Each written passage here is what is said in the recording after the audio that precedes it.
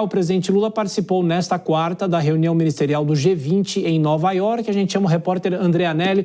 André, como é que foi a fala de Lula nessa reunião? Bem-vindo e boa noite. Obrigado, Thiago. Muito boa noite para você. Boa noite a todos ligados aqui no Jornal Jovem Pan. O presidente Lula disse que o Brasil quer apresentar uma proposta de convocação de uma conferência para que seja revisada a Carta da Organização das Nações Unidas, que é o tratado fundamental da entidade internacional. Para que o tema seja discutido, é necessária a aprovação de 2/3 dos membros da ONU e todos os países têm direito ao voto. Na avaliação do presidente Lula, a organização deve ser a centralizadora da governança global, mas, nas palavras dele, a entidade atravessa uma crise de confiança. Uma das principais demandas de Lula é a reforma do Conselho de Segurança da ONU. O Conselho é composto por 5 países com assentos permanentes: Estados Unidos, Reino Unido, China, Rússia e França, e outros 10 países com cadeiras rotativas. Os membros permanentes podem, nas votações, vetar resoluções, ponto que Lula critica com frequência. O presidente brasileiro também defende mais representatividade mundial. Com mais representatividade, em especial da África e América Latina e Caribe, teremos mais chance de superar a polarização que paralisa o órgão. Por isso, o Brasil considera apresentar proposta de convocação de uma conferência de revisão da Carta da ONU com base no seu artigo 109. Cada país pode ter sua visão quanto ao modelo de reforma da governança global ideal. Mas precisamos todos concordar quanto ao fato de que a reforma é fundamental e urgente. Essas declarações do presidente Lula foram dadas durante participação na abertura da reunião ministerial do G20, que é o grupo das 20 maiores potências do planeta. Na ocasião, Lula voltou a defender a taxação de grandes fortunas. Na avaliação dele, a medida seria a saída ideal para financiar ações de combate às mudanças climáticas. Há mais dinheiro saindo do que dinheiro entrando. A taxação de super ricos é uma forma de combater a desigualdade e direcionar recursos à prioridade de desenvolvimento e ação climática. A ONU e seu secretário-geral devem voltar a ocupar posição central no debate sobre questões econômicas e financeiras de relevo global.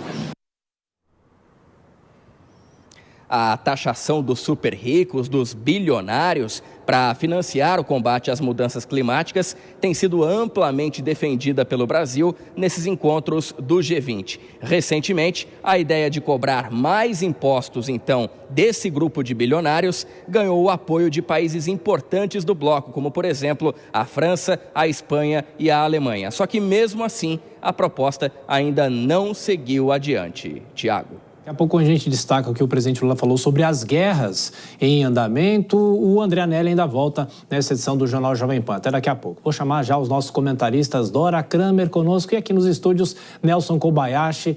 Bom, Dora, boa noite para você, bem-vinda. Mais uma vez o presidente faz um discurso que é lido, né? E, obviamente, controlado. De qualquer forma, são os mesmos assuntos que ele já falou outras vezes. Bem-vinda.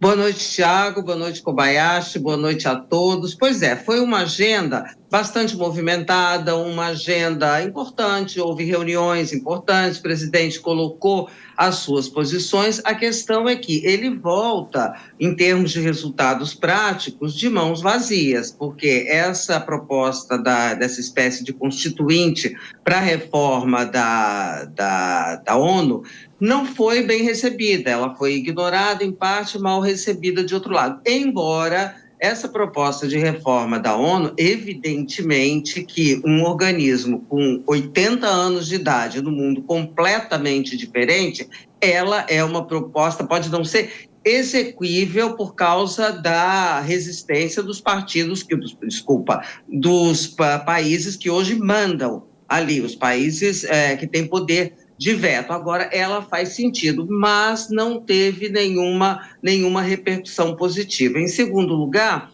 o presidente se viu cobrado naquela reunião que o Brasil e Espanha convocaram, organizaram para discutir as democracias, a defesa da democracia. Ele se viu cobrado para defender também a democracia em países onde há ditaduras de esquerda.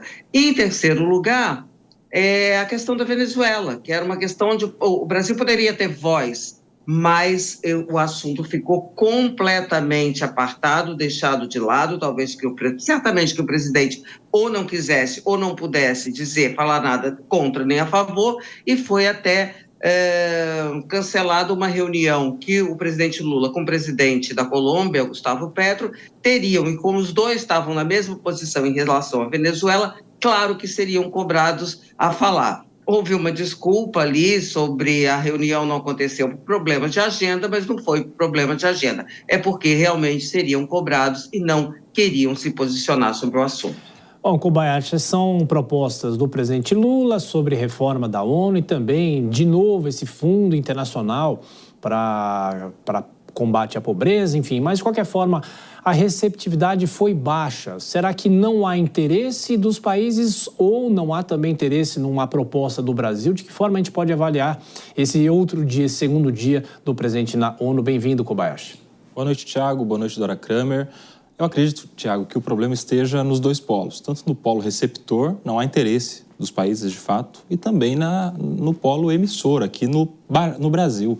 O nosso Brasil não tem essa relevância toda a ponto de soltar uma proposta que vai ser bem analisada, vai ser bem recebida por todos os outros países. Nós não estamos com essa bola toda assim para soltar uma proposta e ela virar ali a pauta de tantos outros países importantes. O presidente Lula é muito otimista quando acredita que as suas propostas vão ser aceitas assim tão facilmente. A gente já viu isso acontecendo outras vezes nesse seu terceiro governo, até quando ele queria resolver os conflitos no mundo, ser o grande portador da paz aqui, o precursor da paz mundial. Ou seja, há muito otimismo no presidente brasileiro em relação às relações diplomáticas do Brasil para com o mundo, em especial para com a ONU. Enfim, é bom que haja otimismo mesmo, mas precisaria pensar mais em como ter relevância suficiente a alcançar esse otimismo em forma de propostas efetivas, de ações efetivas que pudessem gerar algum tipo de fruto. Por enquanto, só no campo das ideias do presidente Lula.